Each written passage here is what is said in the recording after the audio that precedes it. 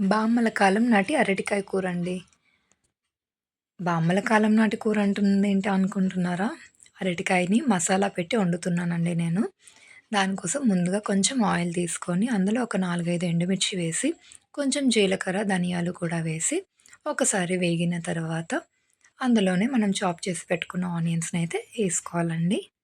అవి కొంచెం colour change అయ్యే వరకు కూడా ఫ్రై చేయండి. కలర్ చేంజ్ అయిన తర్వాత అందులోనే కొంచెం అల్లం, అలానే వెల్లుల్లి కూడా మనం వేసేసుకోవాలి. ఎందుకంటే మనం వేరేగా పేస్ట్ అయితే యాడ్ చేయమనమాట.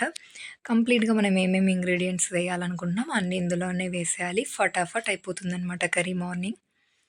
ఇలా వేసుకున్నాను కదా! వేసుకొని అంతా ఒకసారి కలిపేసుకొని, అవి కంప్లీట్‌గా సాఫ్ట్ అవ్వాలి. అయిపోయిన తర్వాత అందులోనే టమాటోస్ కూడా వేసుకుంటున్నాను.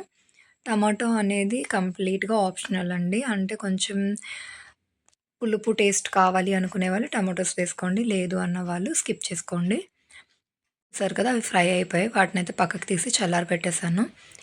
అందులో అదే కడాయిలో కొంచెం ఆయిల్ అలానే జీరా వేసుకొని అందులోనే అరటికాయ ముక్కలు, కొంచెం ఉప్పు, పసుపు కూడా వేసి ఒకసారి అయితే కలిపేసి మూత పెట్టేసాననమాట. అవి కొంచెం వేగాలి.